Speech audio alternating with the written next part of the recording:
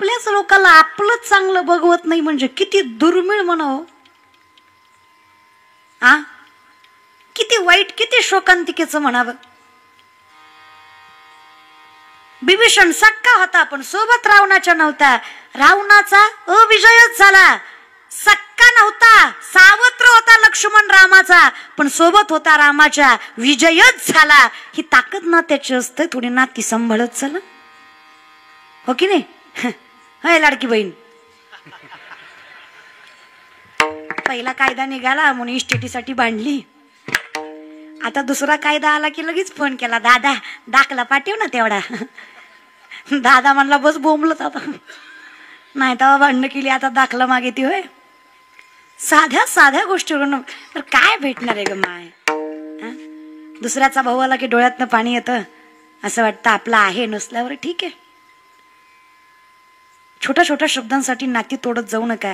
दादा काही नाही जमलं तुम्हाला तर लेक म्हणून सांगतोय, स्वतःच्या घराची आणि स्वतःच्या मनाची दारं बहिणीसाठी आयुष्यभर रिकामी ठेवा. त्या लक्ष्मीच्या पावलांनी तुमच्या घरात कधीच लक्ष्मी कमी पडणार नाही, विश्वासानं सांग. नका ग मतभेद करू. देवाने खूप दिलंय आपल्याला माय. छोट्या छोट्या गोष्टीसाठी नाही भांडायचं. आणि ज्याला नाती सांभाळता आली नाही तो देवाचा परमार्थ काय सांभाळणार आहे? काय कळतच नाही मला. ज्याला बाप कळला नाही त्याला जगाचा मालक कळणार आहे. ज्याला माय कळली नाही त्याला पंढरीची मालकीन कळणार आहे. नाकाय शेंड्यापासून टकल्यापर्यंत गंधन बापाच्या कमरेत लाता, देव भेटला नाही, अरे तू बाप ठोकला. थोडा विचार पण करू ना. या विषयाकडे अधिकार आहे. अडाणी दुनिया भजन बिना कैसी करी हो, अडाणी दुनिया भजन बिना कैसी करी हो, अडाणी दुनिया भजन बिना कैसी करी हो, अडाणी दुनिया भजन बिना कैसी करी हो. जिंदे बाप को रोटी न देवे, बाप मरे पछताइयो रे, बाप मरे पछताइयो रे, बाप मरे पछताइयो रे. जिंदे बाप को रोटी न देवे, बाप मरे पछताइयो रामा, बाप मरे पछताइयो रामा, बाप मरे पछताइयो. मुट्ठी भर चावली घर पर फेंकी, बाप को कौवा बनायो, अडाणी दुनिया भजन बिना कैसी करी हो, अडाणी भजन बिना कैसी करी हो, भजन बिना कैसी करी हो. माता पिता को कोई नहीं माने, माता पिता को कोई नहीं माने, अमृत का बहुमान, अमृत का बहुमान.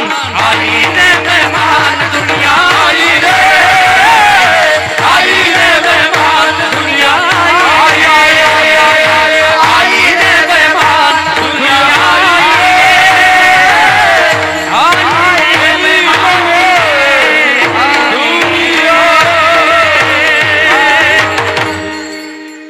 अनाड़ी दुनिया भजन बिना कैसे तरिया, अनाड़ी दुनिया भजन बिना कैसे तरिया. पितृपक्षात कावळ्याला खाऊ घालणारे बापाला कधी खाऊ घालत नाहीत. काही महाराज फार गोड सांगतात. कभी प्यासे को पानी पिलाया नहीं, बाद अमृत पिलाने से क्या फायदा. कभी गिरते हुए को संभाला नहीं, बाद आंसू बहाने से क्या फायदा. मैं तो मंदिर गया पूजा आरती की, पूजा करते समय मन में ख्याल आ गया. कभी माँ बाप की सेवा, कभी माँ बाप की सेवा, कभी माँ बाप की सेवा की ही नहीं, बाद पूजा कराने से क्या फायदा. कभी प्यासे को पानी पिलाया नहीं, बाद अमृत पिलाने से क्या फायदा. क्या किया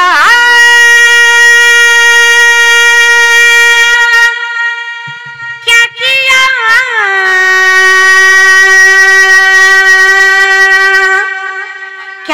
किया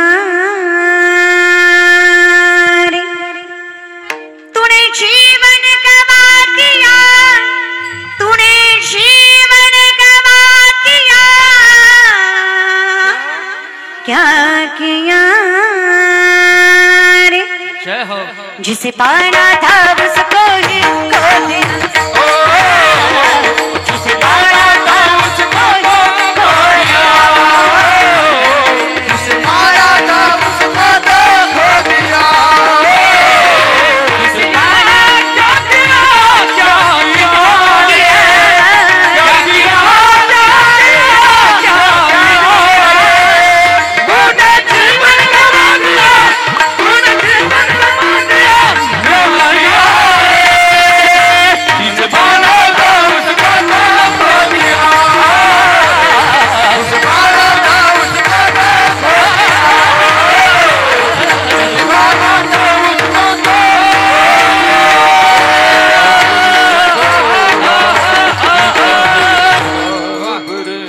जिसे पाना था उसको ही खो दिया रे, जिसे पाना था उसको ही।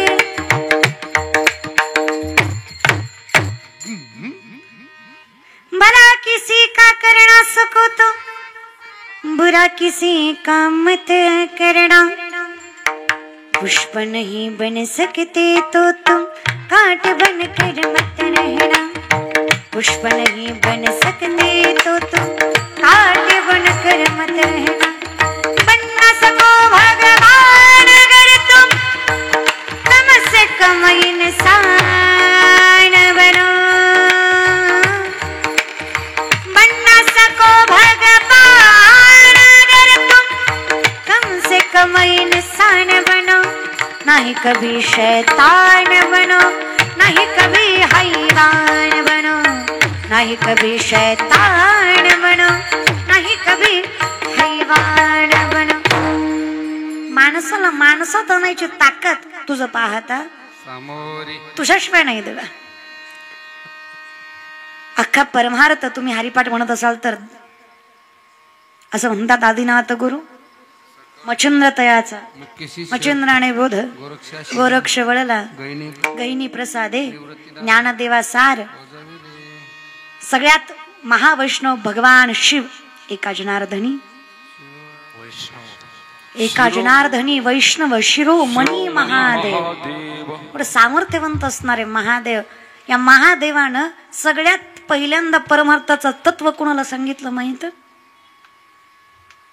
आदिनाथ उमा बीज प्रगटले, आदिनाथ उमा बीज प्रगटले, मच्छिंद्राला धरे सहज स्थिती, मच्छिंद्राला धरे, मच्छिंद्राला धरे सहज स्थिती मच्छिंद्रा. आणि आम्ही म्हणतो बायाने परमार्थ करून यार सांगितलंच तिला होता. आदिनाथ उमा बीज प्रकटले. कोण आहे उमा? अर्धांगिनी महादेवाची पत्नी पार्वती माता. सगळ्यात पहिल्यांदा परमार्थाचं तत्वच देवानं महादेवानं तिला सांगितलं. लोक म्हणतात ह्यांचं जमत नाही, दुसरं बोलवा नाही तर मी येत नाही. काय करावं रे देवा? असू दे, हरकत नाही विठ्ठला. तुकोबाराय सांगतात देवा अवज्या जनाईतनं ज्ञानोबरायांना सांगावा, ज्या मुक्ताईनं ज्ञानोबरायांना उपदेश करावा. विचारलं ज्ञानदादांनी का हो मुक्ता, ह्या विश्वानं एवढा त्रास दिला, मायबाप बुडवले, बुडवलेच, बुडले नाही बुडवलेच. हातवर शुद्धीपत्रासाठी जातीतनं बाहेर काढलं, संन्यासाची पोरं म्हणून पायदळी अन्न तुडवलं, तोंडावर दरवाजे बंद केली, सगळं सहन केलं. मुक्ता तुझ्या खापरासाठी अख्खं गाव फिरलो, पण तुझं मांड भाजायला या समाजानं साधं खापर दिलं नाही. इतक्या अकुंचित बुद्धीच्या माणसांसाठी मी का म्हणून जगावं? जगाच्या मालकाच्या चरणावर मस्तक ठेवावं, जीव दिला पाया तडी, इतका देवाच्या सामर्थ्याने एकरूप व्हावं आणि समाधिस्थ व्हावं. ग मुक्ता, गरज नाहीये मला. त्या मुक्ताईनं सांगावं ज्ञानदादा करा विचार.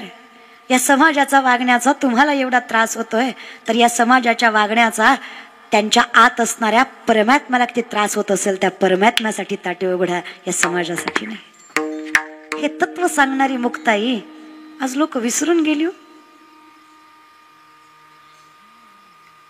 त्या ज्ञानोबारांना अभंग नामदेवरांच्या कीर्तनात म्हणा म्हणण्याचा अधिकार जनाईचा.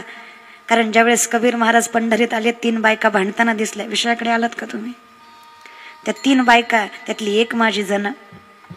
नामदेवरायांचं कौतुक ऐकून नामदेवरायांच्या भेटीसाठी आलेले कबीर महाराज या 3 बायकांच्या भांडणाजवळ थांबले. या 3 बायकाची भांडणं बघून का भांडताय म्हणून विचारलं. काही नाही म्हणे, हिनं गौऱ्या घेतल्या माझ्या. या 2 बायका कोणाला म्हणतात? जनाईला. या जनाबाईने गौऱ्या घेतल्या माझ्या. जनाबाई म्हणली कबीर महाराज खोटं बोलतायत हे. त्या दोघीनं म्हणले बघा बरं, आम्ही दोघी असून आमचा जे लावलेला ढीग आहे तो लहान आहे आणि हिचा म्हणजे मोठा आहे. इथं जरा हिचा मोठा आमचा लहान आहे. ते म्हणे तू एकटी असून हिचा एवढा मोठा आणि ह्या दोघी असून ह्यांचा एवढा लहान कसं काय हो जना? जनाईनं सांगितलं कबीर महाराज ह्या दोघीचे 2-2 हात किती झाले? 4. माझ्या सोबत जो होता त्या एकट्याला 4 आहेत. माझ्या सोबत जो होतो त्याला किती हात आहेत?